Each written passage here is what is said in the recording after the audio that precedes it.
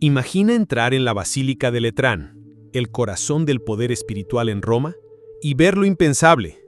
Un papa muerto, sentado en un trono, vestido con sus ropas papales, rodeado de jueces que lo acusan como si aún respirara. No es una leyenda medieval inventada para asustar, ni un relato de terror. Esto ocurrió de verdad en el año 897 y pasó a la historia con un nombre que hiela la sangre: el Concilio Cadavérico. Pero, ¿cómo se llega a un juicio tan macabro? Para comprenderlo, debemos retroceder y ver que Roma, en aquella época, no era la ciudad romántica que imaginamos hoy. Era un tablero de ajedrez donde se mezclaban la fe, la política y la ambición de las familias más poderosas de Italia y del Sacro Imperio.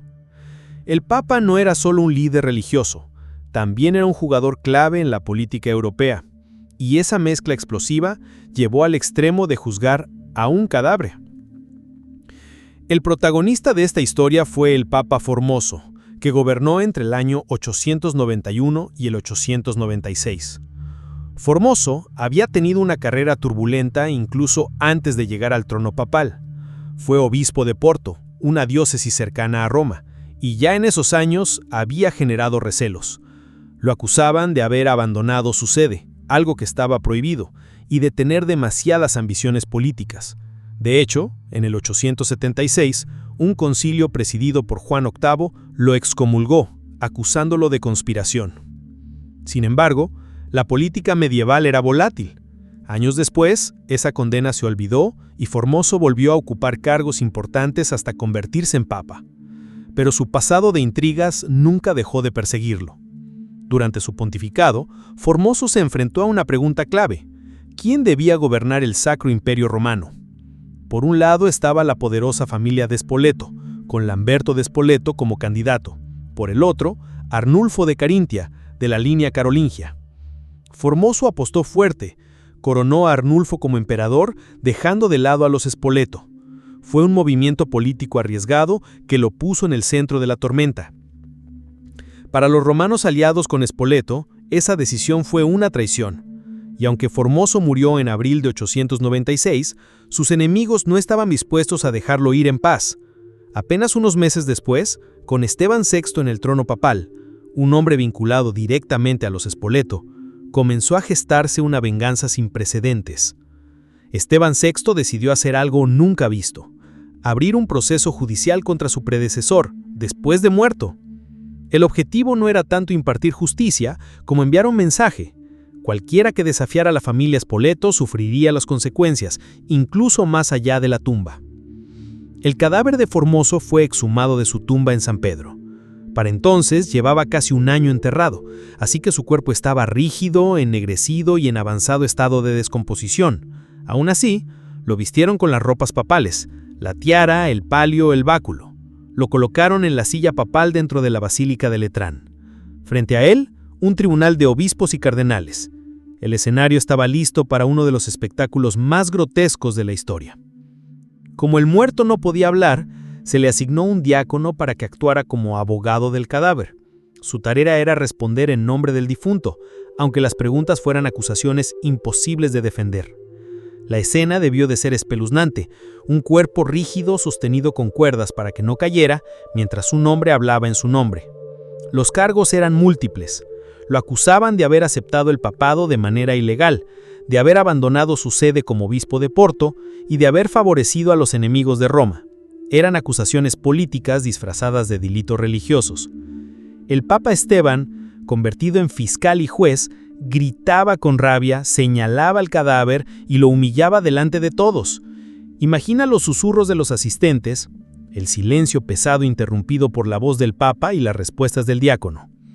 Los jueces escuchaban, aunque el resultado estaba decidido de antemano. No era un juicio, era un teatro de terror diseñado para destruir la memoria de Formoso. La sentencia fue devastadora. Declararon culpable al difunto en todos los cargos. Le arrancaron las vestiduras papales, símbolo de que nunca había sido un verdadero papa.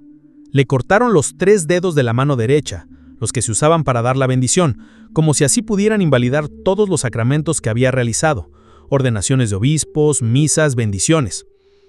Era un intento de borrar su legado espiritual. Pero no se detuvieron ahí. Después del juicio, el cadáver fue arrastrado por las calles de Roma como un criminal, cubierto de burlas y escarnio público. Finalmente lo arrojaron a una fosa común, y luego lo sacaron de ahí para tirarlo al río Tíber. Para los enemigos de Formoso, esa era la humillación final, que el río se llevara su cuerpo como si nunca hubiera existido. Sin embargo, la venganza tuvo un precio. Lo que Esteban VI esperaba que fuera una demostración de poder, se volvió en su contra. El pueblo romano quedó horrorizado. Aún en una época de violencia y superstición, aquel juicio se percibió como un sacrilegio.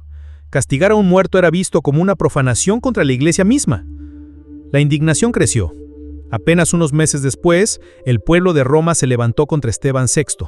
El papa fue encarcelado y murió estrangulado en prisión. La misma brutalidad que él había ejercido contra un cadáver terminó volviéndose contra él. El cuerpo de Formoso, mientras tanto, fue recuperado del río por devotos que lo consideraban un mártir. Lo enterraron con honores en la Basílica de San Pedro. Poco después, el Papa Teodoro II anuló el concilio cadavérico y devolvió la dignidad a la memoria de Formoso. Más adelante, el Papa Juan IX reafirmó esa decisión, prohibiendo que se repitiera algo semejante en el futuro. Lo más sorprendente es que la figura de Formoso siguió siendo disputada incluso después de eso. Décadas más tarde, otro papa, Sergio III, reavivó las acusaciones contra él, pero ya nadie quiso exhumar el cadáver otra vez. El escándalo del concilio cadavérico había dejado cicatrices demasiado profundas. Este episodio es más que una anécdota macabra. Muestra hasta qué punto la política medieval podía deformar la religión para servir a intereses de poder. Un papa convertido en títere incluso después de muerto, un juicio donde la justicia era imposible y un espectáculo que quedó grabado como uno de los momentos más grotescos de la historia de la Iglesia. Dime, después de escuchar esta historia, ¿qué te resulta más impactante? ¿La ferocidad de la venganza que movió a Esteban VI? ¿O la frialdad con la que todos los presentes aceptaron juzgar a un cadáver como si aún respirara?